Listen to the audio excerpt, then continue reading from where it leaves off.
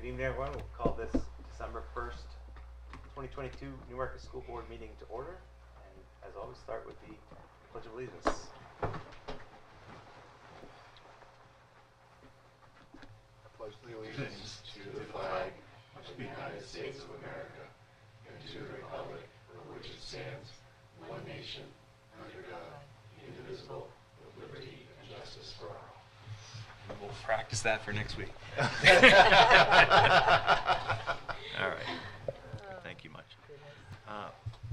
First item on our agenda is board comments and committee updates. I have none. Mine was canceled this week, so. The budget committee met on Monday night. Todd and Jana did a fantastic presentation of the budget that we voted to approve at the last meeting. Like always, there were some really good questions, I thought, from the committee. Again, I don't want to put words in anybody's mouth. I didn't conduct a poll, but it seemed well received by the budget committee meeting, and the budget hearing for us will be January 9th. January 9th. And the sorry. snow date was determined to be the 12th. That's correct? yeah, Yes. that's right. So that'll be then, and it actually looks like for once we're a little ahead of the town on the schedule. So Great. Thank you. Ty and I attended the Seacoast School of Technology board meeting last week. It was actually a pretty informative meeting. A couple exciting things that was going to happen was that SAU 16 is seriously looking into starting a JROTC program with the Air Force. That course has not been approved, but it'd be a separate program opposite the Seacoast School of Technology. So it's not part of the agreement. It would have to be a separate discussion that the district would have to have if we wanted to do that. The agreement, as you guys know, is normally a 20-year agreement, but because of new state law, it has to change to a 4-year agreement, and that needs to be done by December of 2023, so a year from now, for the fall of 2024. So that will be a upcoming discussion that the SST meeting will have, as well as us as a district school board, or SAU. And in there, along with the calendar, probably the biggest discussion is going to be about trying to better align what programs within SST may qualify for them for courses or course credits here in Newmarket. So for instance, there was a discussion about a graphic art class qualifying for an art credit here that's a student may need for graduation. And obviously that would try and make it easier for students who attend SST while also fulfilling their credits they need to graduate. And the Newmarket students will have a sneak peek of SST on January 11th to see if that might be something I'd be interested in participating in. And to me, probably the most exciting thing was that SST has gone to an agreement with the Portsmouth Naval Yard to do in a pathway apprenticeship. So it would go basically directly from their apprenticeship that they would do in high school to a job at the Naval Yard for after they graduated, which I thought was really exciting. In fact, I think I heard it on NHPR this week about how they're talking about it. So after all that really exciting stuff, they did share the cost per pupil at SST, and the cost per pupil came down to $3,533, and with Newmarket's 69 students that attend, which by far is one of the highest, the total comes to $243,000. Or I'm sorry, $243,825.38. So that's a significant chunk of money, but yeah. It's not a huge increase from last year, raising like a $40,000. Am I remembering that? Well, I mean, basically what's different from last year's there's more students. Yeah.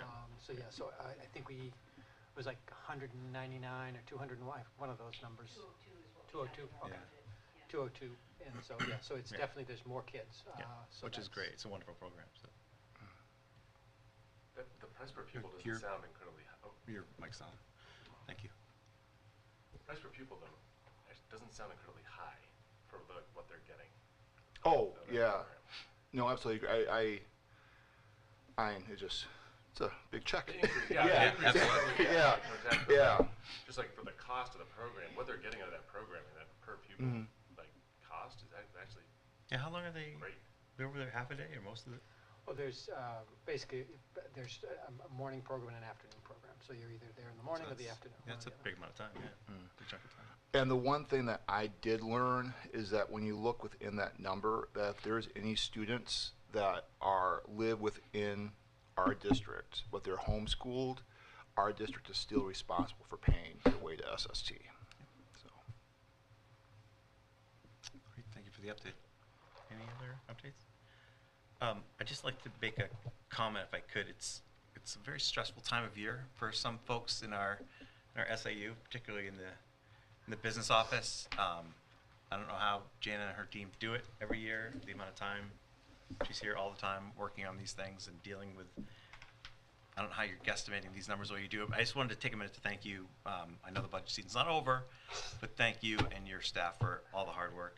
And also take a minute to acknowledge Melissa Van Sickle, who has been part of the foundation up there and is sadly moving on to bigger and brighter things, but we're all happy for her. So, I will pass that along. thank you. Oh, that's back to me, isn't it? So, You're the chair. yeah, that's right. Next, we have a student/superintendent report. Yes, I'm going to do my best Lila Bozek impression.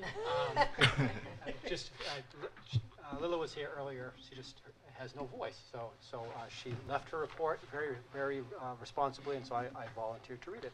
So the Newmarket teen tutors are collecting donations of pet supplies for the local SPCA from now until December 16th. The collection box is located in the lobby of the high school, so if anybody wants to donate, you know where to do it. Newmarket class of 2023 invites you to their holiday craft fair taking place at the high school from 10 a.m. to 2 p.m. on December 10th. There will be music, raffles, egg rolls, and over 50 local vendors. It's a great event. The National Honor Society currently has a Christmas tree decorated in their club colors for the upcoming Exeter Festival of Trees auction. The bidding ends at 8 o'clock tonight, so you can get 3 hours. 8 o'clock tonight, and all proceeds from the sale of the tree will benefit the Community Children's Fund. The NJSHS Holiday Band and Choir Concert will take place in the cafetorium on Wednesday, December 14th at 7 p.m. Everybody is welcome. And the girls' varsity basketball team has an away game against Messinic Regional High School at 6:30 on December 2nd, and the boys' varsity basketball team has an away game against Newt at 7 p.m. on December 6th. Wishing them all good luck. So anyway, that was the Student Senate report. Delivered as best I could in my... Lila may have Okay, to watch out I for her think job. so, I think it's so. Superintendent's report? please. Thank Okay, you. now I'm going to be myself. So, actually, I wanted to just comment about a couple of things in terms of just public health in general. Last meeting, I talked about the COVID issues and health issues in our community, and I know as we're heading into the holidays, people were concerned that there might be a spike in things. I'm happy to report we've returned from Thanksgiving, and there's been a very small uptick, but nothing that would cause great concern. So I do thank the community and everybody for their conscientiousness in making sure that, you know, when kids are not feeling well, they're staying home, so we're not running the risk of things spreading into the schools. I did want to just acknowledge there are other, unfortunately, viruses and contagious sort of things out there. Flu has reared its ugly head, and we have had some issues with the flu, and there was a little bit of an outbreak with RSV. Again, a small issue, but I just want the community to know that these things are showing up in our schools, and I appreciate anything and everything people are doing to keep us open and normal and safe. But as of right now, we're in pretty good shape. So coming off the holidays, the surge has not happened, which I hope will continue. Next thing I wanted to mention was next week, December 7th, is the first early release day of the year. And that's to be distinguished from our normal early release Wednesdays. I mean, obviously, we've had the half-hour early release every Wednesday. This is the first one where it's basically a half day. And I just wanted to clarify to the community what that means is at 11:30 at the junior senior high, kids will be dismissed. And at 11:55 at the elementary school, students will be dismissed. And what that does is it creates an afternoon for a lot of the PD activities that Patty Wands has been talking with you about all along to take place.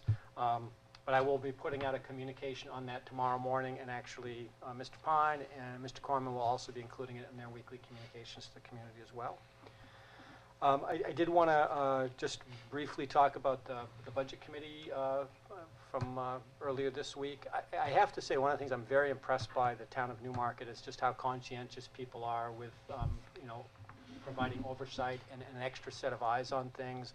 I had the privilege of, you know, talking with the Capital Improvement Committee, but it's really good that we have these kind of things within our community. And so, you know, again, obviously I don't want to speak for anybody who was there, but I know Janet and I felt very good about how things were received, and so I thank the Budget Committee for being there, and I actually also thank various members of the board and administration who were there to offer their support. So again, it was our first real big public run-through with it, and so I think it went quite well. So I thank you for that. And by the way, the documents for that presentation are on our website, so if anybody wants to look at the proposed 23-24 budget, it's front and center on the website right now. And after tonight, I'm sure we'll also add the piece about the default budget, which will be an addendum to that report. I did want to just kind of talk about one of again, I think Newmarket is a great community. It's been a real joy kind of getting connected here. I've been recruited to be on a couple of community committees, and I just wanted to mention that I'm looking forward to it. Monday night, December 5th, is the first meeting, and this is the longest committee title I think I've ever seen, but it's a good concept. The Advisory Committee on Racial Equity, Inclusion, and Human Rights.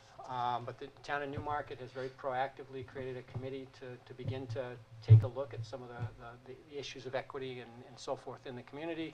And I get the privilege of being a school district representative on that. But in talking with Steve Fournier, it's definitely it's a grassroots kind of thing. And really, it's not about any particular issue. It's trying to just begin to develop some sense of common feelings within the community in hopes that if down the road issues percolate up in Newmarket, we'll be better suited to manage those things. So I'm looking forward to being a part of that. And another committee that unfortunately I was not able to be at their first meeting because it corresponded to the same night that the Capital Improvement Committee was meeting. But the USA 250 Newmarket 300 the committee has been formed, and I've been invited to serve on that as a member of to represent the school district. But that's a committee that is looking at the 250th celebration of the country and the 300th anniversary of the town of Newmarket, which will be in 2027. So, although Mark your calendar now. Mark it now. So anyway, and by the way, in the course of conversations I was having with Mike Provost about the history, we realized that the high school building is approaching its 100th anniversary. So 1924, the original part of that building was built. So in a couple of years, we've actually already started talking about having a history display in the front lobby in the wonderful kind of glass cabinets that are there, so that when people walk in, they can kind of get a history lesson at the same time. So anyway, all those things are going on, and that's all I have. I'm happy to take any questions you might have. Great. All right. Thank you very much. Moving right along. Next up on the agenda is something we didn't get a chance to do at the end of last year with a lot of changes going on, but now we're fortunate enough to take a moment and honor Shana Thorell and Linda Hopi, who've been really part of the bedrock of the Newmarket school community for I don't know how many years. And so I'm just going to take a minute and do that. Thank you. And I didn't have the honor of working closely with Shana or Linda I guess I could argue I worked with them for a month, but that isn't enough to really argue that I had a chance to have any real experiences. But Sean Pine has very kindly agreed to be here tonight because he had the privilege of working with both of them for an extended period of time. So I would invite Sean to the mic while he's kind of getting organized. I did just want to say how much I appreciate the service that Linda Hopi gave in the food service program. Actually, she served the district for, I think Sean has the numbers, but a long time.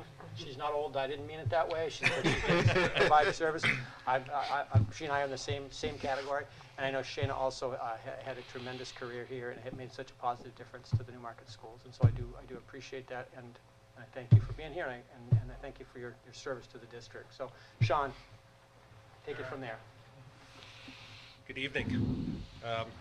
This is always a challenge because I had the privilege of working with both of these people that we're nominating for or acknowledging the retirement for 8 years. I'd like to start off with Linda Hopi. Linda Hopi started the Newmarket School District 36 years. When I knew Linda, she was managing the kitchen at the elementary school.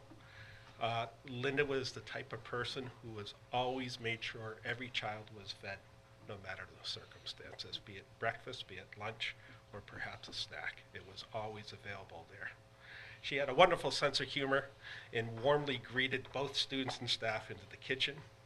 She routinely would find ways to celebrate major holidays.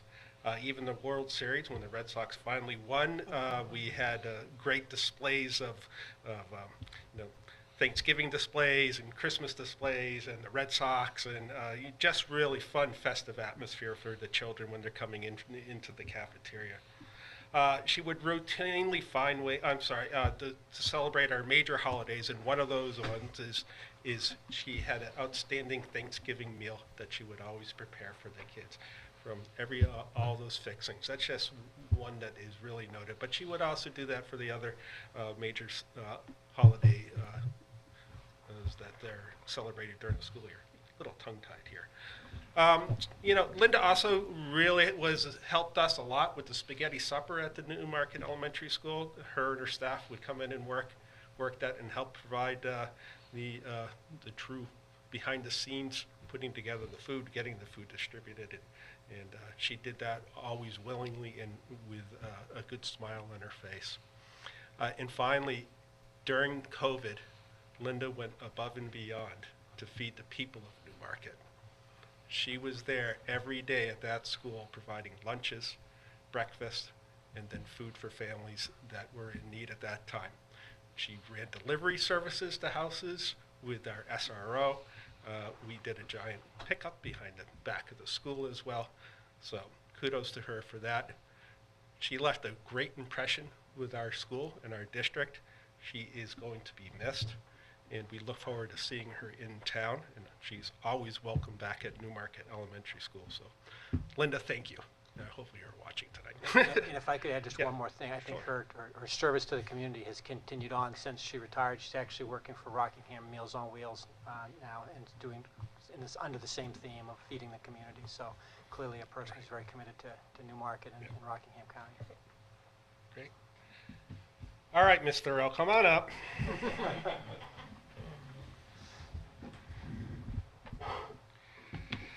Shana Thorell, my buddy, 27 years with the Newmarket School District. And Shana served many hats in those 27 years. She was an outstanding fifth grade classroom teacher for the majority of that. But Shana was also the person that also was looking for ways to grow herself professionally, and always looking for those opportunities. So she adjusted her targets a little bit, and she actually served as a special education case manager for a number of years at Newmarket Elementary School. And then she jumped over to the dark side for a couple of years, and she was an assistant principal and did a fantastic job at Newmarket Junior Senior High School. Shana is truly an outstanding example of an educator who worked tirelessly to provide children that she worked with the endless opportunities for their growth and learning. Her lessons were always highly engaging and challenging. It made the kids think. It wasn't just that kind of routine. It did a lot of experiential learning that she offered all the kids there. She has a deep passion and craft for teaching and learning, and that reflected in her daily interactions, not only with the students, but staff as well. She was highly regarded by her colleagues, highly regarded by myself, and Miss Raffo and Miss Cochran. And she was always there to serve the kids in the community of Newmarket. She volunteered endlessly for things like the spaghetti supper, if there was other community events that were occurring not only in the building but outside of the building. Shannon was there, avid softball player as well, so you may see her out on the field again. Yeah. But one of the key things is that Shana always had a great positive attitude, and that was reflected that she was really a spearhead to get together our school climate committee, and they do a lot of things. The climate committee still runs in her absence, but she was there to make sure that the staff felt happy and welcome and recognized for the incredible job that they do. She also wore hats as a fantastic jump rope coach for the Hot Shots of Newmarket. Just kind of in closing, Newmarket was incredibly lucky to have such an outstanding educator for so many years. She's truly left a wonderful and lasting impression on all of us in Newmarket. And she's not quite out of the building yet, because Shana put on another hat as a service to the town. She is working with NCEP and kind of streamlining their grant program, and she did a wonderful presentation to our staff yesterday about that program. So Shana, thank you for all the incredible work that you do. And you're always welcome to the school, you know that. All right, I'll give you a big hug. 6 hours today. Yeah, and she was volunteering today. I should put that in. Thank you. Thank you.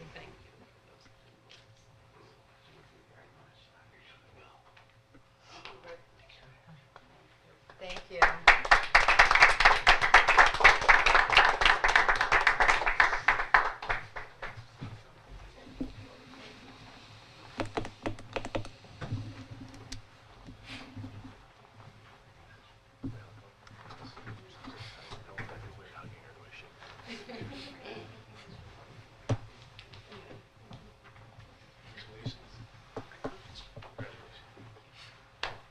You say a little?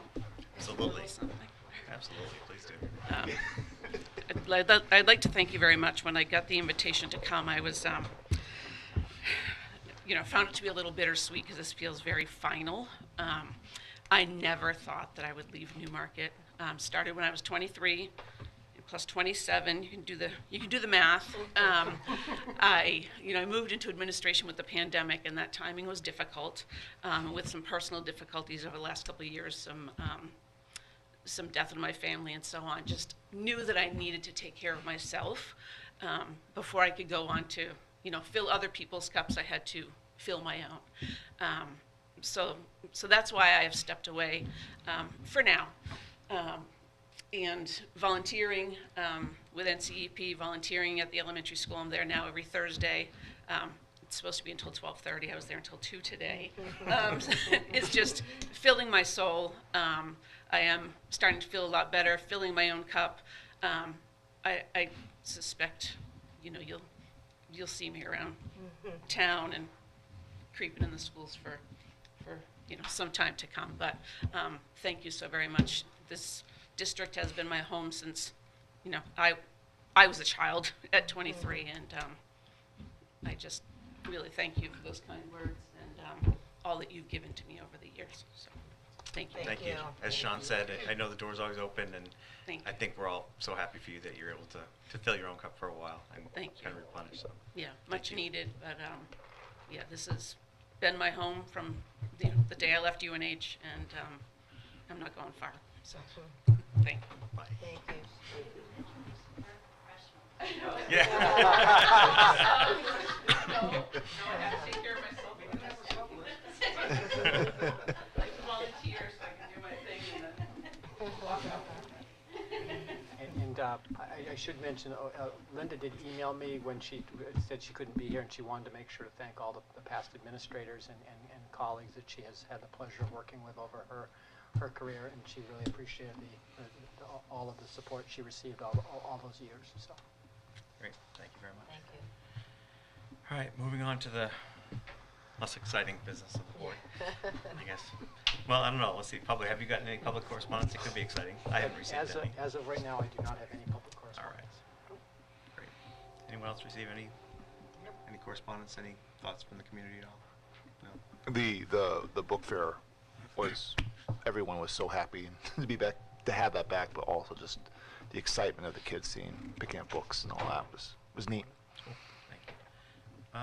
Jana, speaking of budgets, would you like to present the default budget, please? Sure. So this is coming to you. It actually is part of what we present every year. It's a little bit later than the budget report because we kind of have to calculate it a different way.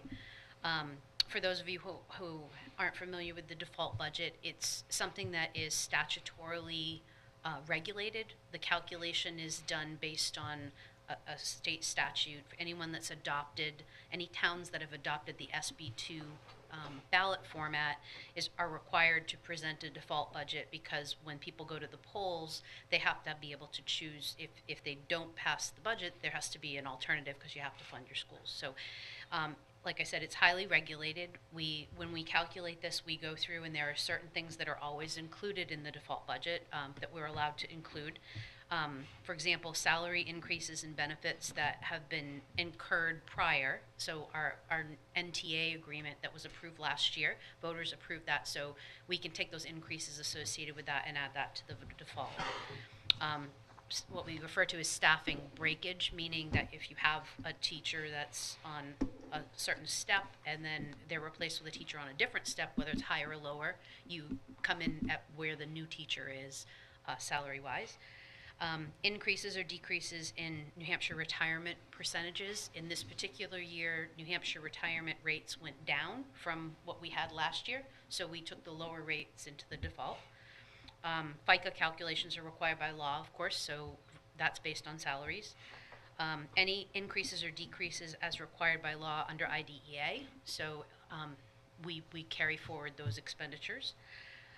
Any increases or decreases in insurance premiums that are required for us to operate, we have to take those into consideration. And health and dental insurance costs at whatever the rate is that we are being charged, because that's part of what we have as an agreement with our staff. So it's covered under the collective bargaining, so we take those premiums. Things that are excluded, any proposed salary increases and benefits that have not been previously incurred as part of a contractual agreement. We might have them in our proposed budget, but they're not in the default. Any new positions that we proposed in the new budget, we have to pull those out of the default. Any open budgeted position that we're not actively hiring from this year, we have open positions, but we're actively hiring. We just haven't filled them, so those stayed.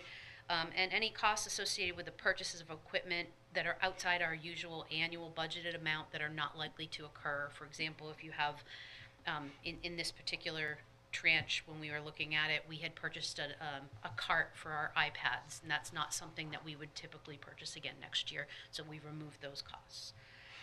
When you boil all that down, you get to kind of the analysis to give you the high-level overview. Increases in, I have a chart here, and basically the increase from last year's budget approved was $709,913, which would give us a default budget of $25,943,895. Some of the pieces that went into that were different, or that by line item were different. Obviously I mentioned before the salaries for the NTA agreement that created some increases.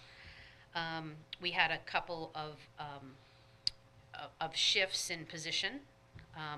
We had a decrease in plant and operations, which is our facilities type of thing, basically because we are outsourcing some of the custodial pieces in a different place. And then student transportation, we are allowed to keep in our special education transportation at the increased amount, but we had to bring that down to our regular education cost for last year in that. So we are looking to add this to the back of our budget presentation, and again, the default budget is $25,943,895. That represents a decrease from a lower amount than what our proposed budget is. It's lower by about $708,000 than what we're proposing, but both will be on the ballot. The tax impact will be on the ballot for both budgets. So this is normally where I give a big warning about the default budget and how much of an implication it'll have for the school, just because it doesn't include costs like transportation increases or fuel increases or things like that that can vary drastically. And should we be forced to use the default budget, there's a very good chance, or there is a chance, that programs will have to be cut. That's just the reality of the numbers. That being said, thanks to you and your office, the amount of the default budget difference, and I think mainly because of your ability to get people to agree to extend to contract prices for multiple years, that it means that it's not as dire as it normally is. That being said, we definitely do not want to go down the Right. default budget road. Right, and keep in mind too that, we were very careful in the preparation of the proposed budget, so we did make a bunch of changes and decreases into that budget to put forward what we need. So if we did go with the default, there definitely would be reductions that would need to be made based over what, Right. based on what we proposed. So we certainly hope that the voters will support the proposed budget, which we have up on the website. People can look at the details of that and see the great stuff that we have packed into that budget. The default budget of 10 years ago is no longer No. what it was. So, did you remember that? So Jan, I have a question. So say the budget wasn't approved and we had to go to the default, what could we see being, can you say right now with certainty what would be cut and from what? Not, well, statutorily, if the default budget is approved, it's a bottom line budget. So we would have the bottom line, we as an administration and a board would have the ability to split that money any way we needed to take care of anything in the budget. Okay. That said, 75 to 80% of our budget is benefits and salaries, and it's very difficult to recoup a large amount of money from the operations side because so many things in that area are fixed. You can't not heat your schools, you can't not clean your buildings, Or not pay the bond. can't not pay the Yeah. bond. So likely, if we were to have to make this cut, we would do everything we could, but likely it would impact staffing and Staffing. benefits, at least in part. Right, I think that's important to clarify for the people watching.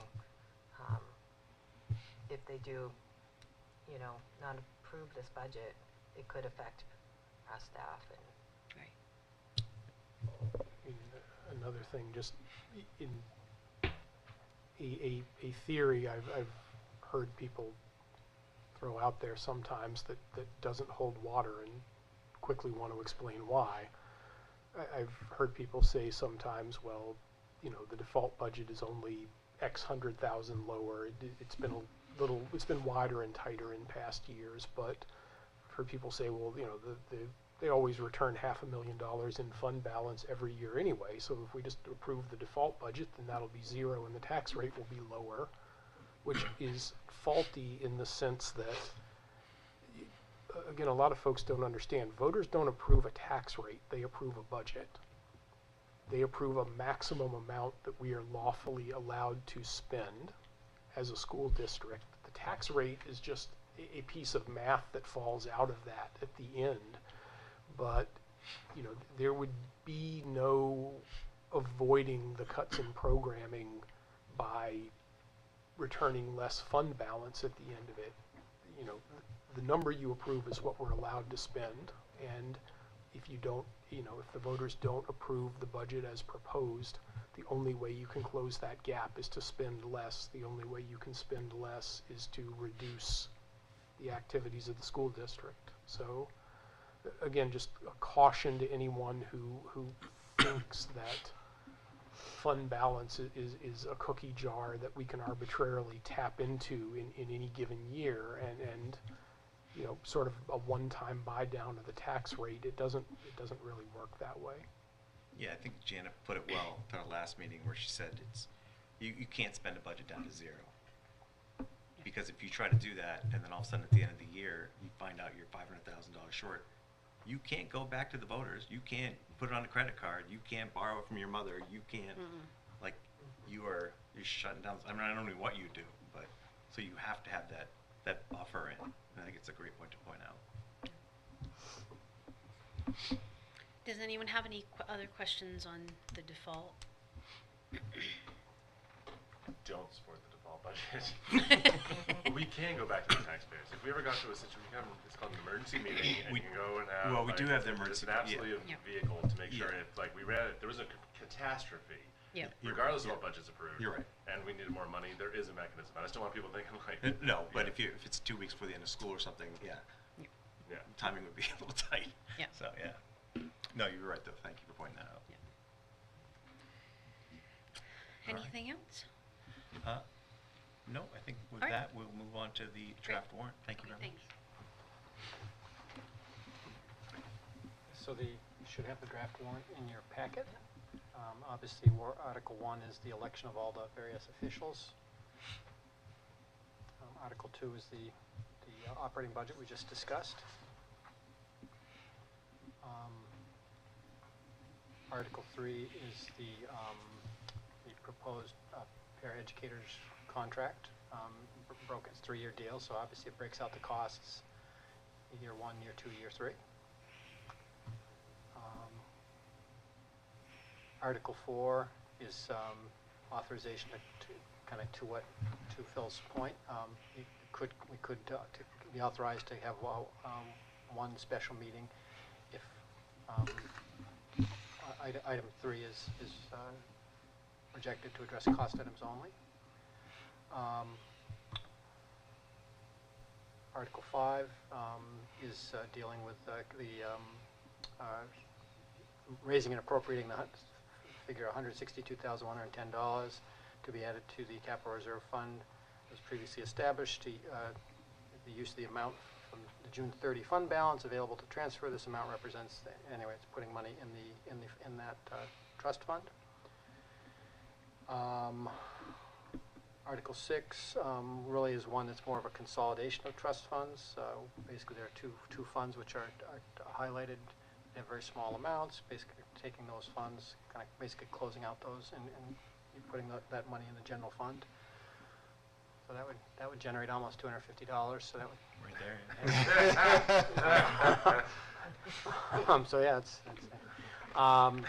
and then the last one is probably one. This is the thing we probably should discuss. I think we've had quite a bit of discussion of capital reserve funds, and this was a concept that I had suggested early on.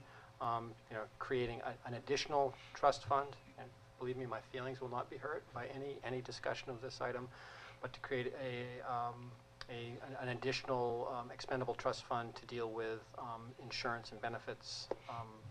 So basically, it's to try to help protect us against unanticipated increases in our health and benefit plans. For example, this year we had budgeted we budgeted 9.5%, and then when push came to shove, it actually came in at 11.3. Thank you.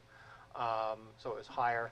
It wasn't so much that we had to do that, but there have been years in past where we were thinking it's going to be less than 10, and suddenly it's 17. And clearly that's a challenge. So the idea would be to start a fund for that purpose, so we would have that to draw upon in the future if that were to happen. So basically that's the proposed warrant at this point. So discussion. I guess just to clarify on Article 1, in case anyone missed it, there was discussion about the positions, the remainder of the term. Dan's currently filling it, so it would be a one-year seat. I have a couple questions, sorry. Oh, please. So Article 7, I'm in agreement with the concept of so is the idea to fund it, obviously 50,000 this year, or like fund it up, do we have a target that we're trying to get to? This is question 1, and question 2, which might be question 1, and the other one's question 2, is the intent to use this if there is a spike, like a 17% spike, as opposed to have the taxpayers hit all of that in the tax rate 1 year, tap the capital reserve fund for maybe like making it like a 5 and a 4, so that they stepwise it as opposed over a couple of years, as opposed to a massive spike in 1 year. I mean, As of right now, we have not established a dollar total goal of where we want to get to. That being said, it would, the idea would be to fund it each year, so we would probably come back each year with a $50,000 request and gradually build it up. Certainly, it would be a tool that the board could use. I mean, we actually kind of had this conversation a little bit when we were discussing the actual tax impact. You know, as you get closer to the end of a year, there might be a year you might say, okay, well, maybe this is the year we need to do it because we want to mitigate that. But it would become a tool that the board would use. I think the goal of what level to get it to, I think that would be another discussion for us to have at the board table. But certainly, like I look at the difference between the 9.5% and the 11.3. What did that actual dollar turn out to be? It worked out to be about $54,000. Okay. So, and that's not a huge Yeah, difference. I guess my point is that capital reserve funds aren't meant to be just like piggy banks, right? That we just Correct. dump our money into, and then eventually, if we ever need it, at some point we should be like, okay, this is about how much we need as a buffer. Yep. Should that we have to like expend it. Yeah, I definitely think we need to actually have a conversation around what those targets would be, and I think we still have more conversation to have with all of our funds in terms of how do we want to use them, the special ed trust fund. I mean, but they're all fiscal tools we have, and how do we see using them. But this one would be, the struggle with these capital reserve funds is they can only be used for the specific purpose they're created for. And so what we're trying to do is anticipate the things that might be unexpected costs, and benefits and insurance is one area that can be very volatile, and unfortunately I think we seem to be returning to a pattern of bigger increases, whereas there was a period of time, 5 years ago where the increases were much more stable. So Yeah, as I guess a long time and now an old time Yankee, or an old Yankee, I'm totally in favor of, stocking away a reasonable amount of money as a buffer, as a contingency and emergency fund. My concern is just doing it this year, and I realize there's no cost to the taxpayers per se, because it's not going to increase their budget. It would be from funds that have already been appropriated by them if left over at the end of the year. I'm just concerned with having this with the budget number being pretty high this year, that it may cause some consternation.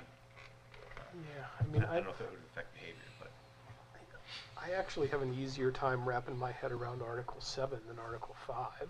yeah. Article I 7, agree. there's at least there's a rationale tied to it. We got tagged for 50,000-ish on an unexpected change in the cost of benefits. I continue to question the rationale of putting money into a school improvement capital reserve fund when I don't think we've had a thorough discussion of what the planned improvements are going forward. Yeah, maintenance versus improvements, right? Are Maintenance, two again. different discussions, right? Right. Yeah, I agree. help me recollect. That is the amount on one of the projects we have coming up, isn't it?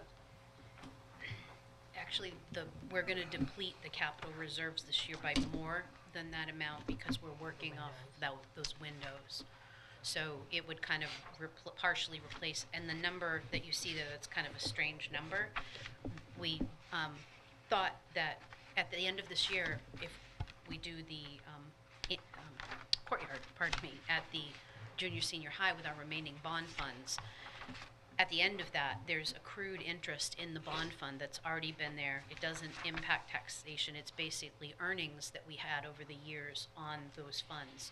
When we close out the bond fund, the purpose for that is we either have to have the voters decide to do something different with it, or it automatically goes back to offset taxes. So the reason we put this on this year is because we anticipate we're going to be closing that fund, and it's kind of a chance to fund a capital reserve without having to take it from the operating side of the budget. That was the rationale. Can I ask a question? You were anticipating closing the fund? Yes, we have money left in the bond fund. Oh, the bond fund, not the capital reserve fund. Sorry, you said. Did I say? I'm You said so the sorry. bond. You said and fund, I just wasn't and sure which Oh, fund. I was yeah, confused. no, Yeah, the okay, that capital makes more reserve that's sense. left over from the building projects. Yep. Yeah. We have some money left. the capital reserve is not the same thing as this. This is the bond fund, the Okay, the right, yeah. interest earned on the bond. Bond fund is Gotcha. going to the capital, but when you said closing the fund, I wasn't sure which Right, fund you were referring to. right. Yeah. So, we've been carrying some money left, and because of COVID, we've been delayed in finishing and utilizing those final funds.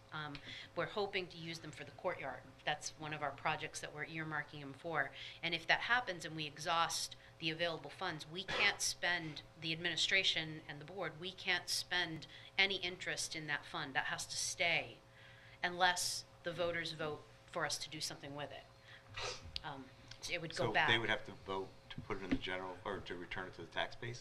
Right, no, it would automatically It would go back to the tax automatically rate. do it. Okay, yeah, But yeah, if, yeah, but, yeah, but yeah. we would not be able to utilize Yeah, it, so even that's if we had a 530. shortfall Yeah. in our building budget on the no, courtyard, I totally we could agree, not yeah. use that. Yep. So we were thinking that this might be kind of a relatively painless way to replenish the account for what we're using this year on the Windows project, which is still ongoing. So, Do you know what the ending I don't balance want to is? take your thunder.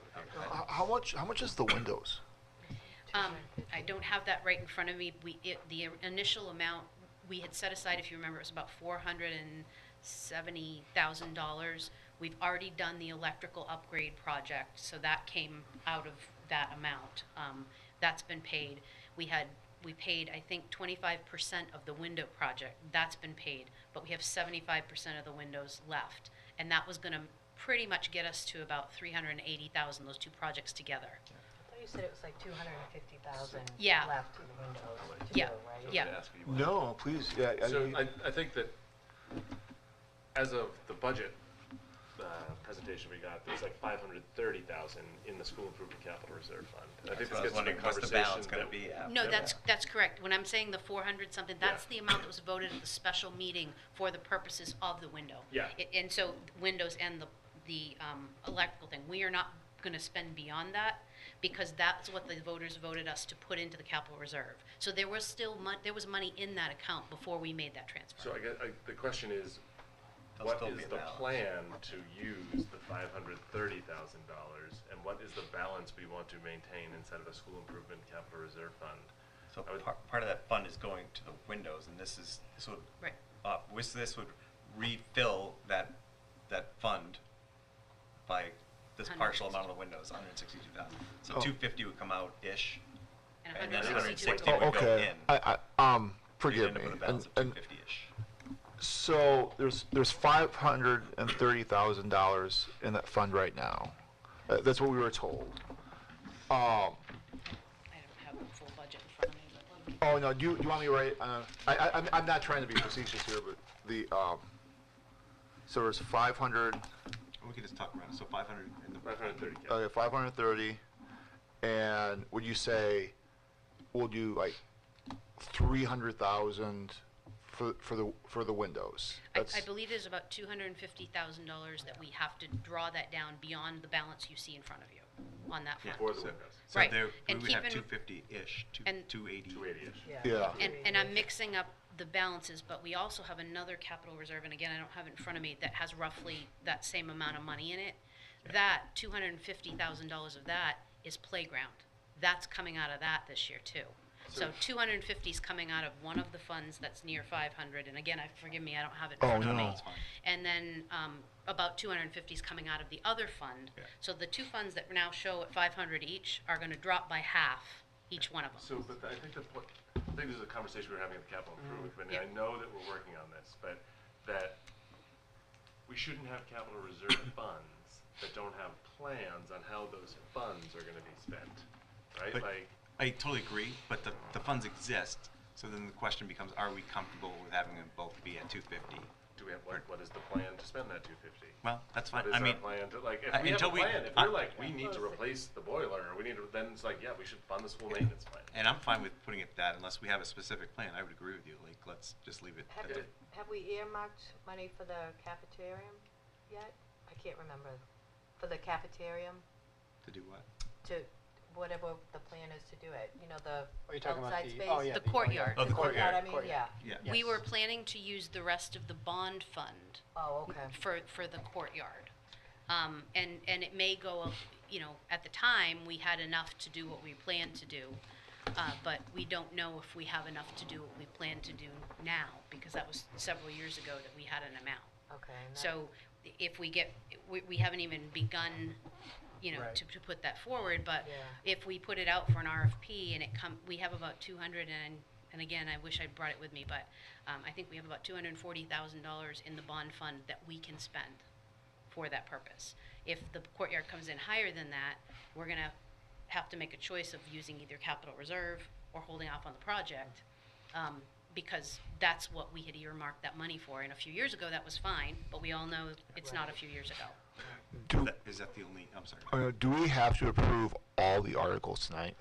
We don't have to approve anything tonight. We basically have to approve the warrant prior to, what's the date by which we have to have the warrant approved? Well, we need to the budget committee is going to need to vote on them, so my recommendation would be that we have everything settled to bring it to the hearing on the 9th, so they can vote on the budget, and they can also vote on the So we have to articles. do it by the 15th. January 9th, yeah. So, what we could do, and it sounds like it would be beneficial, is to have Jana and I kind of work with the various funds and kind of come in and give you a little more of an idea of what our thinking is in terms of how all of these funds are going to be used, what balances we'd like to see kept and why, and then at that point, have a conversation and make a But- decision at that Yeah. point.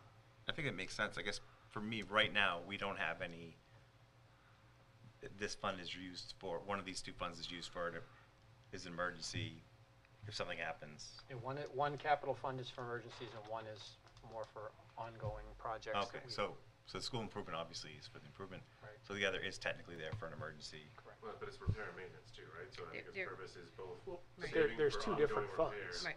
Well, yeah, there's two There's an different R funds. and M and there's an improvement. Right, so my Yeah. question is, so if we were saving for like a boiler, right, like keep using the boiler, I don't want to curse the boiler, but then Please like, don't. if we're saving for a boiler, Yeah. to me, that would go in the R and M one, correct? Yeah. Not school improvement, school improvement. Oh, would be absolutely. Right, for, yeah. like, Yeah. creating like Or new, a like, roof soccer leak field. that needs to be fixed, stuff Yeah, like that, yes. okay. It's for, yeah. Oh, that's an So R interesting and M is point. both emergency and like planned repairs over time. So why did we choose this improvement fund then? That's a good point. Just because it's refill it from that balance. Actually, I can give you the history of that. When we were looking, we had money earmarked from the bond that was voted from interest on the bond. I don't know if you remember that. And part of that was going towards furnishings at the high school. Well, COVID hit, and we couldn't spend that money.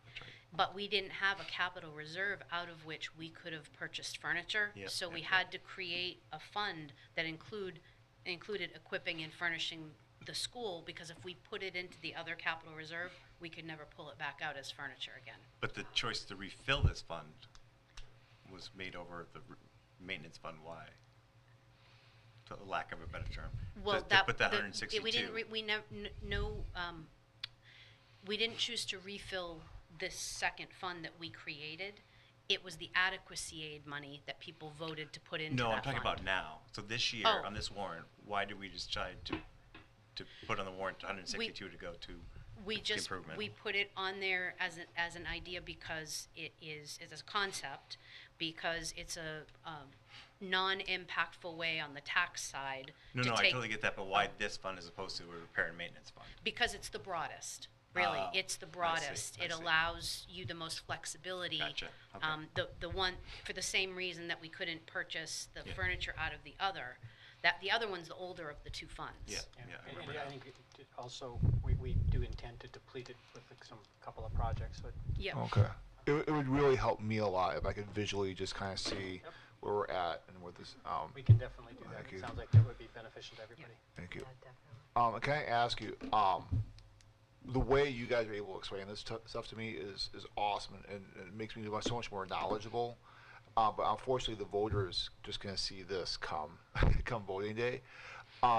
Legally, are we allowed to have like informational like pamphlet outside the voting area to say, like, put it in layman's terms? You can't put it on your warrant. There is only certain language that can go on the warrant. But you can't. However, I know that in a previous district when I worked, for a previous district, we were able to send out a newsletter to the community in advance of voting. You have to mail it out. It has to go to all the addresses. You have to make sure everybody has access to it. but you cannot, even if you have a really compelling reason, you can't put that on your ballot. What goes on the ballot is regulated by law. But at the deliberative session, we certainly could have an But yeah, explanation out for people to pick up. Or you could have displays at the deliberative session to talk about it, but you can't put it on the actual warrant. Okay, and you can't even do it like outside where the people are campaigning? You Like, can, just like you can a display flyer? anything you stand want at the there, right, deliberative yeah. session. If Yeah, but not people, I mean, us as political, but if other community members wanted to do that, You could talk your wife into holding a poster. Yeah. For Yeah. 12 hours. I don't think there's nice enough restaurant I could. There's one last. Thank you so much. I just want to make sure that, in case people are listening at home, that for Article 3 with the para contract, that's a team effort to get that passed. It's not just on the SAU to talk to people. Yeah, So. great point. And to that point, I think it's important to realize this is part of a collective bargaining process that we work through, and there's no question that the intent of it is to, in the first year, make a pretty significant adjustment to our paraeducators' salaries in hopes that we will be able to get the people we need. And so we know that, we knew that going in, so. Yeah, there's two sides of that agreement. Yeah. I need to make sure that. Yeah, for sure. Just one, and it's about Article 5. Oh, I'm Once sorry. again, no, it's a specificity for language question. I know that warrants generally almost always are to raise and appropriate, but given that that's not coming from taxation, is it to raise or just to appropriate? Oh, I will interesting. let you know that this has been vetted by the attorney twice, so I defer to whatever she says is good. Unfortunately, it's so specific, the language, that we always put forward the warrant to the attorney and just say, is this good, is this not good? And I know a little bit about the language, just enough to be dangerous. I would never make a change. Thank you. Would the board be comfortable if I asked the superintendent to find out what the total cost on a mailer might be? Community-wide mailer? Yeah. Total I know cost. there's not before. Yeah, but, total cost printing and all that, No, I can do that. and delivery. Singing telegram. Maybe even if we could just like put it on the website, and then like It's have like getting the traffic there.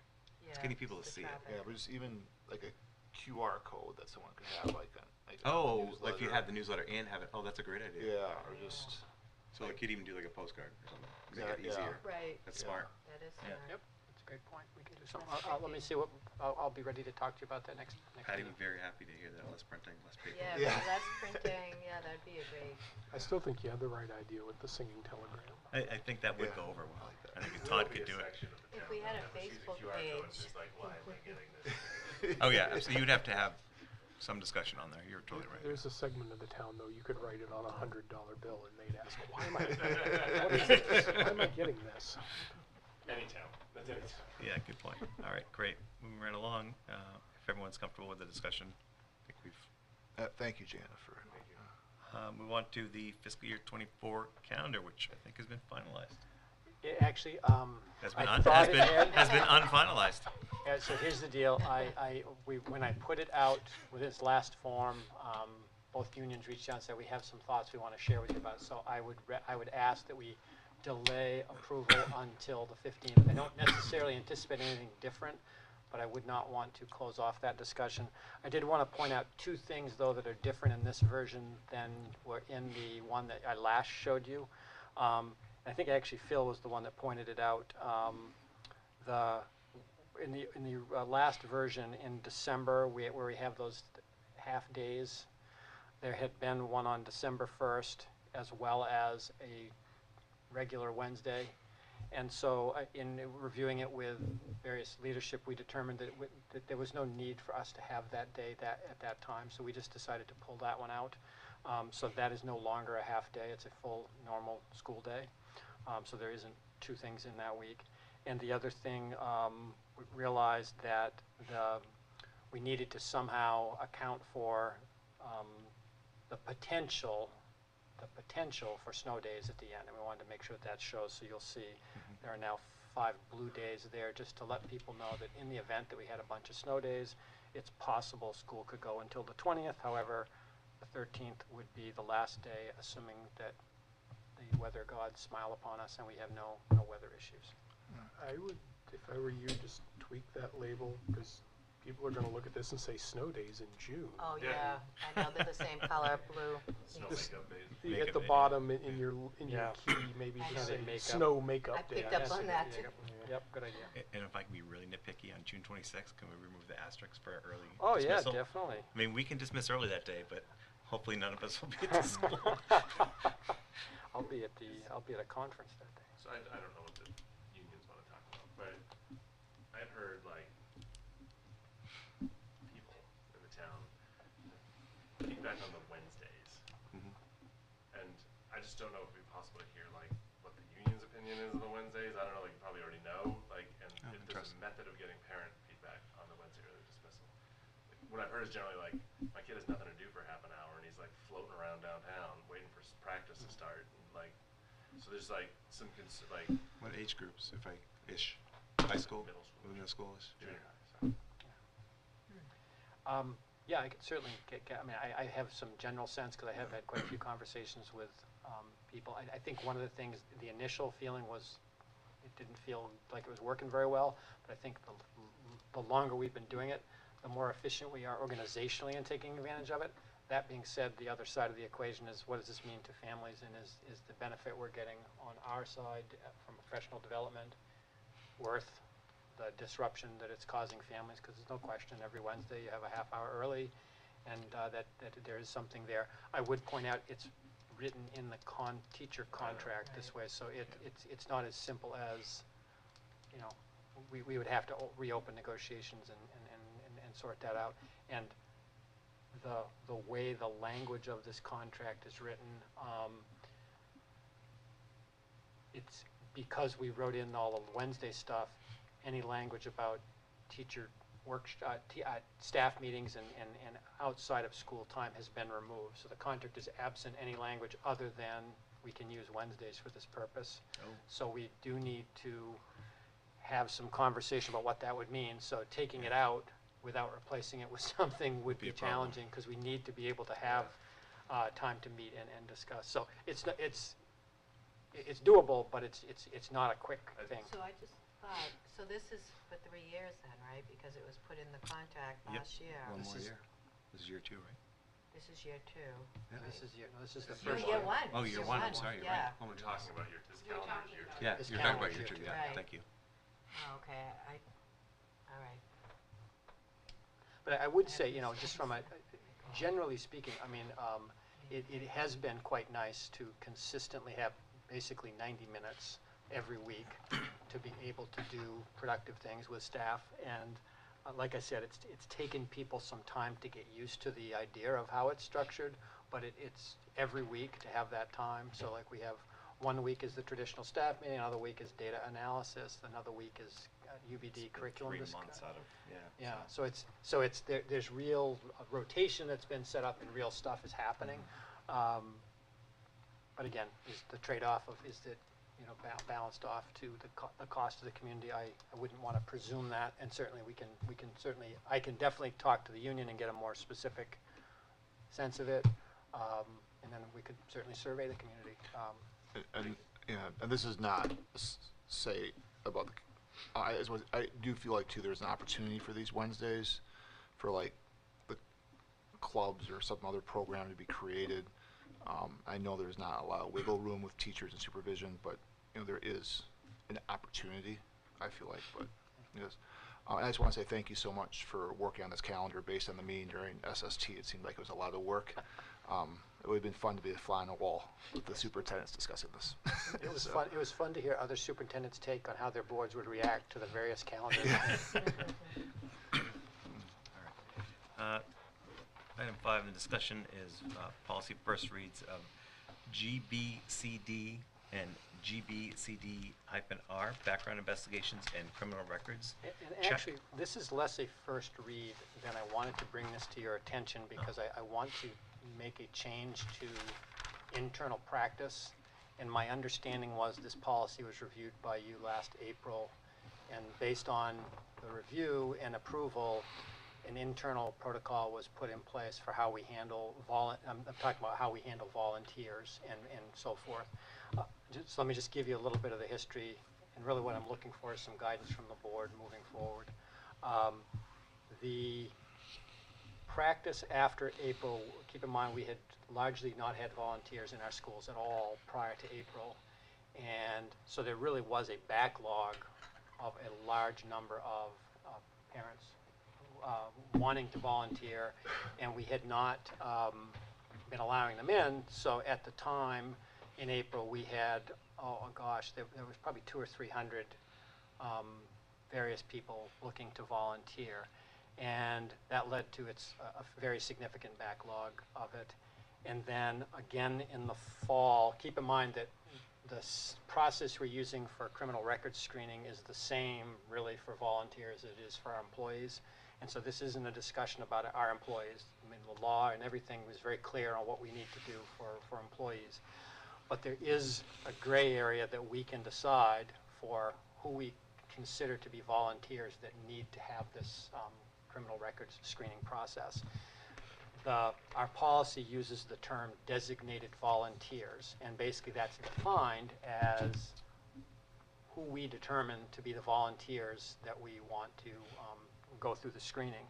Basically, if you come in direct contact with kids on a daily basis, if you are regularly meeting with students, or if you're working with students on a one-on-one basis. Okay, those are the volunteers that based on our policy should be included. When we approved the return, the practice that went into play was basically anybody who wanted to volunteer in the schools was considered a designated volunteer. To give you an example of how this played out for us in the school, my first week on the job, there's a field day at the elementary school. There are all these parents who, it's the first time we've had an event that parents could come to, and there were dozens and dozens and dozens who wanted to come.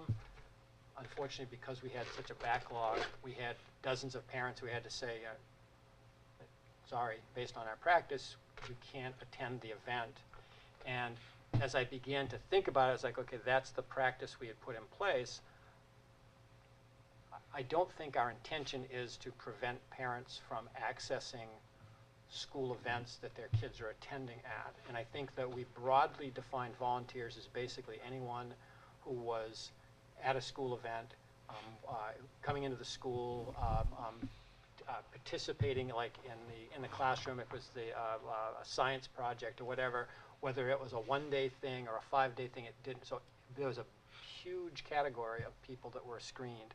What I would like to suggest is a more practical thing, is that parents who are looking to come into the school for a single day or to just for a particular event where they're not going to be supervising our kids, where they're not going to be alone with kids, I don't think that group of people should be being scrutinized that way.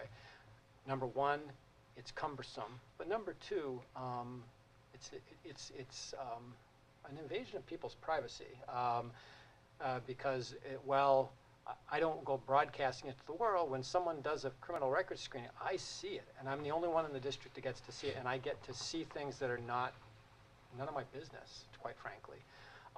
And I don't think we want to subject everybody to that level of scrutiny if we don't need to. So what I would like to do is to adjust our internal process. I still think probably 80% of the people who are volunteering in our schools would still, if you're coming in every week to work with kids in reading circles or math groups, or if you're going to be a volunteer assistant on one of our basketball teams or something, no doubt about it, those people need to be screened. But I guess I'm looking for your, totally whether agree.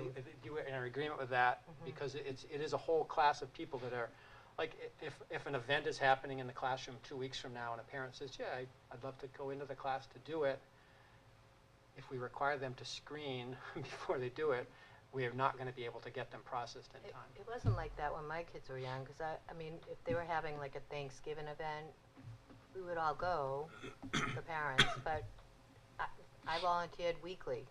I did fill out the criminal check then, but not just to attend a classroom event for an hour or so. I agree with you on that. I totally agree. I don't remember being screened Yeah. to chaperone the Boston field trip. And when my kids were in 5th grade, and the field day thing just seems a bit like, I mean, that's bordering on, would we need to screen people who are like coming to sit in the stands and Oh, watch a that's watch a exactly right. basketball game? Because that's about the Well, same deal as right. field day. Basically, that was my feeling too, but we'd already, I the didn't screening realize had it was already been changed done, like and that. I was handed like 67 forms of Oh, people I who don't had think, been yeah, screened. I don't think I- that's necessary. Can I ask what the state law is? Our policy is 100% in line with the state law. Basically, the law is that we have to define what we call designated volunteers, and those people we designate as volunteers need to be screened. There's a recommended and our policy, absolutely, the way it's written, follows the state guidance, no doubt about it. And the idea of coming in direct contact with students on a daily basis, meeting regularly with students, one-on-one with students, and any other volunteers that we deem need to have that. But, so we're absolutely in compliance with policy. It's just our practice in the last 6 months has been very cumbersome, and I'll tell you, we have a backlog. It's not, I mean, it can be 4 weeks to get a response. Oh. So the wording with your designated volunteers, that's word for word.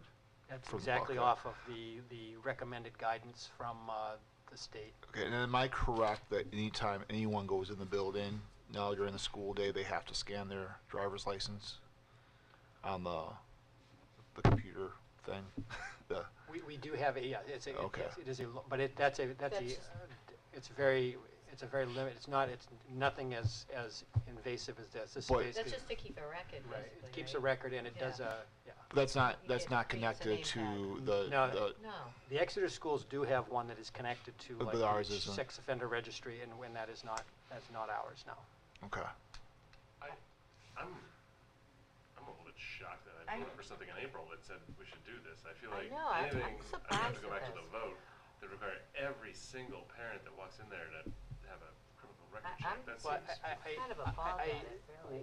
What I struggle with is to find anything that the wording that said exactly that came from the board. It's the practice that's been in place and was in place when I walked in was very, I mean, we set policy and I feel like the administration says practice and I feel You like sure? you're Yeah. all the So, way in the There's way. nothing, it doesn't say revised, and it says revised in. No, we talked about a practice apparently during the right. meeting, And which on, I on, may don't- on recall, April, but not like this. April 7th, I've gone back, on April 7th, there was a discussion, and you talked about funding all of the volunteers, and you Mhm. agreed that we were gonna pay Remember for that. it, and there was a brief description of how we were gonna do it, and Oh. what that resulted in has been a process where we've screened Oh.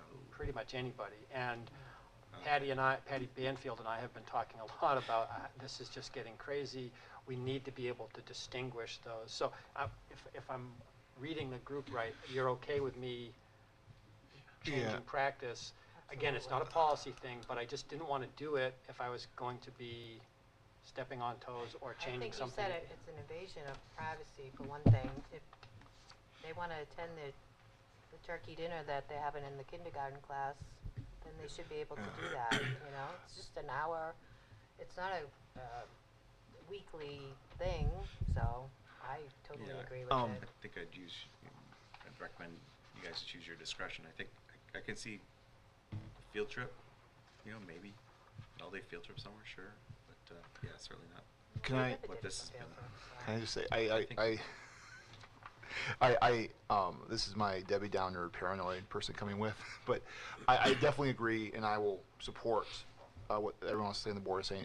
It does take one individual to open the district up for liability. Well, that's why I'm thinking like field trip, something and- like that, with the opportunity to be alone with the kid is possible. I don't think it needs to be approved by the board, but I think it would be a good idea to have a very specific written down saying this is who needs it and this is who does not. So if it does become a liability thing, we have saying that this has been the process that we've done, as opposed to, a gray area, like, I trust you, but, like if it's just randomly I choosing, believe I that. think that opens us up. Yeah, and I came in it more from the perspective Yeah. of the parents that are being that are just being delayed and feeling like it's a barrier to being in the school as opposed to a security check. And I 100% if they're working with kids, Right. there's no doubt in my mind, and there's no question about that. It's just, there's this category of people who are a one-time person who comes in just to run the cash register at the book sale or Mhm. things like that. Right. That's what I'm talking about. I just don't want the situation where, like, it's a field trip and everyone else that was chaperoning had to get the background check, but someone got on their paperwork late or decided the last minute to go, and we feel for their situation, so we're gonna not let them go with a background check. Let me do this, Andrew, because I 100% agree with you that having a clear plan. Let me develop the new procedure. I have been reluctant to do anything because based on what I've been told, it sounded like there was some discussion here. So let me develop a new procedure, and then we can talk Yeah, about it. All right. And then you want to go on to the other policies, or? Yeah, we're doing first reads of those. I Yeah, those are presume. first reads. Uh, So, Oh, go ahead. oh, do you want to say? I was just going to announce the titles of, please, go right ahead. No. You're the chair. All right, so now we have first reads of policy JFABD, admissions of homeless school students, revision, and JFABE, education of homeless students. And I would like to just, the wording on the agenda is incorrect. I just want to clarify that the JFABE is education of foster care students. Thank you. So anyway,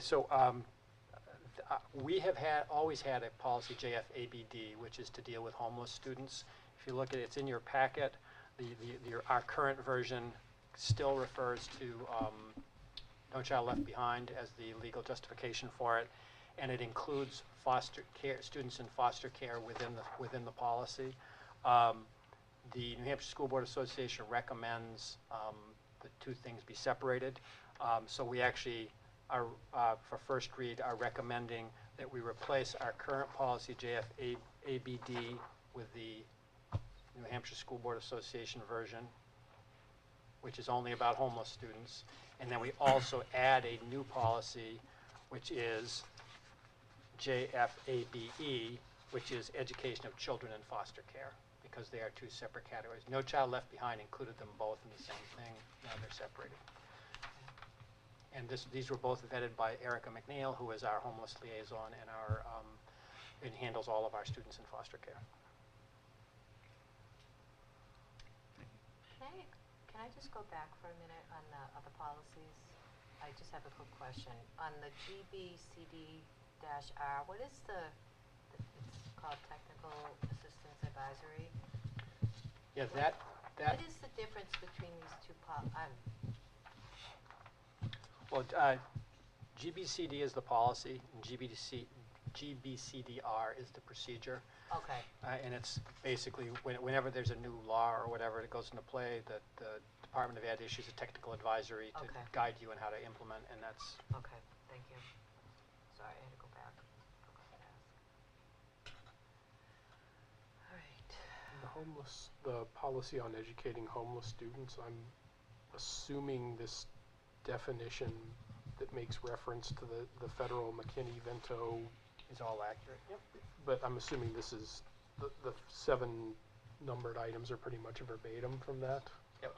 Okay, some of it sounds a bit horrifically judgmental, but if it's Yeah. quoting the law, I then. was a little surprised. The specificity of some.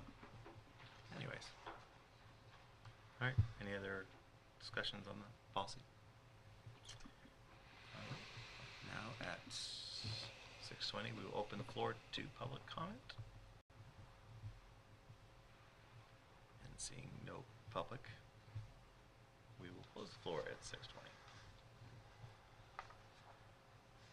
Moving on to action items, I'd seek a motion to approve the November 17th, 2022 minutes. So moved. I'll second. Are there any discussions? I do have one Didn't see. correction. I'll try to find the exact page. Well, there is a correction I found too. Oh, we should talk to whoever did these minutes. Well, the thing is, Patty edited my version, and she messed up the letters. That's the What's your correction? So under the budget narrative, it should be D, not B, under discussions. That's all. Okay. And mine was on page 2, I think. Let me check. Under on the NSSA contract discussion, it says that I said that I hope the voters would approve the contract so the district can attract and retain 12 more paraeducators. I think what I said was attract and retain more paraeducators and not necessarily 12 paraeducators. So we may just want to strike the number 12.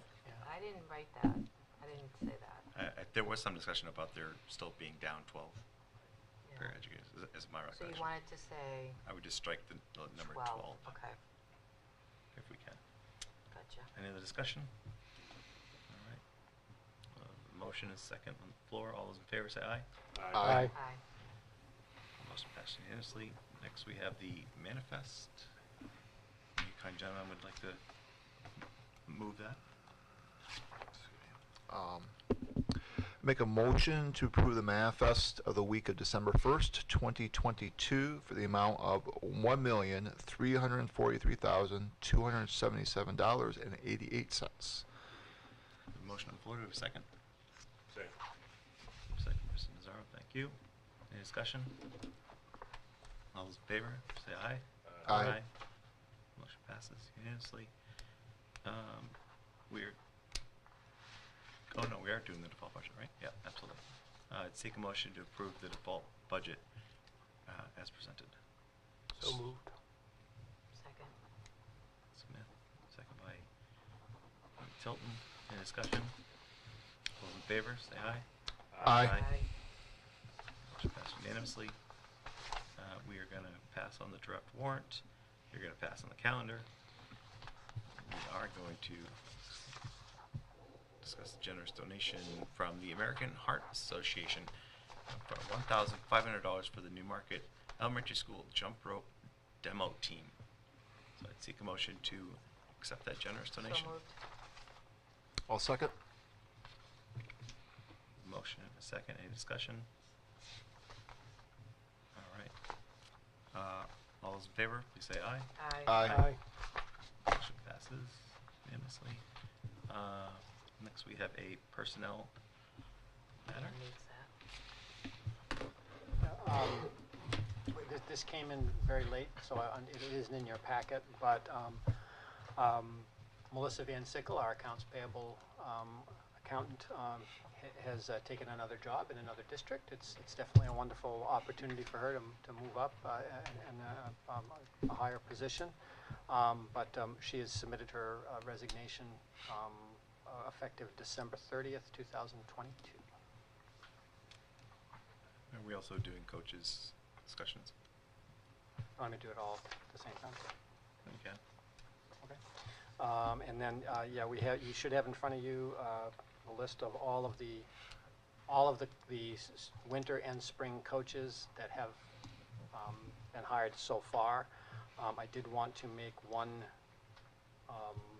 acknowledgement. There is one coach, a gentleman named Colby Foster, who coached for us last year. He is, our policy for coaches requires you to be 21 years of age or older, and he was 19 and coached last spring, and at your approval, I would point out that he had a very successful season, and he has a mentor coach that works with him, and would seek the similar waiver for this year to allow him to continue in that position a second year. All right. I'd seek a motion that we waive policy GEA for the 2023 baseball season. So Colby Foster, specifically for Colby Foster, so he may coach. So moved. Second.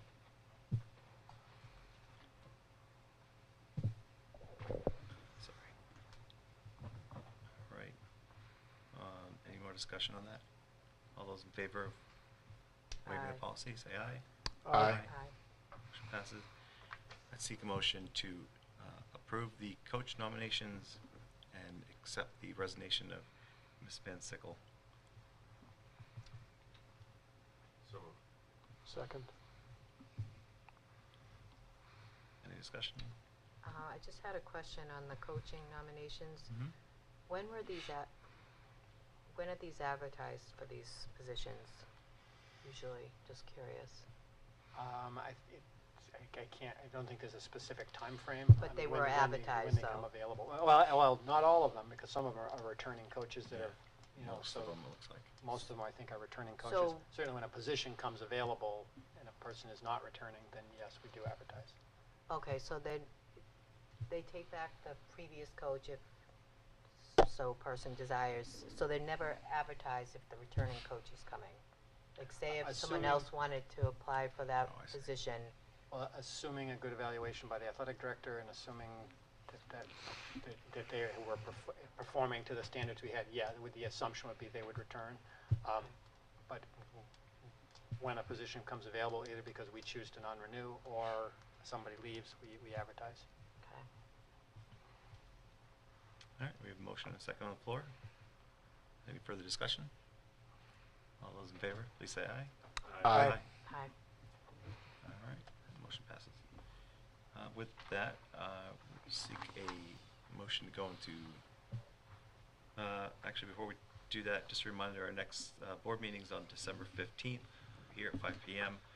And does anyone have any agenda items you'd like added to the next meeting? That's something I wanted to try to do every meeting, and I've forgotten since I thought of it 2 months ago. So, I mean, assuming the warrant and the capital reserve fund discussion will already be on there. Those Yeah. are the big ones. Yeah. Okay, very good, thank you. Seek a motion to go into the non-public session pursuant to RSA 91A3, Roman 2, letters A and L, discussion of personnel matter and advice from legal counsel. So moved. Second. Mr. Smith, Ms. Tilton. Sorry, I need to switch. You said A and L, right? Correct. All right. And, come on. By roll call vote. Sorry. Trying to do this electronically. All right. Dan Smith, Aye. Gary Swanson, aye. Amy Tilton, Hi. Mr. Hamaker, Aye. Mr. Mazzaro. Aye. All right, with that, we are in non-public session at 6.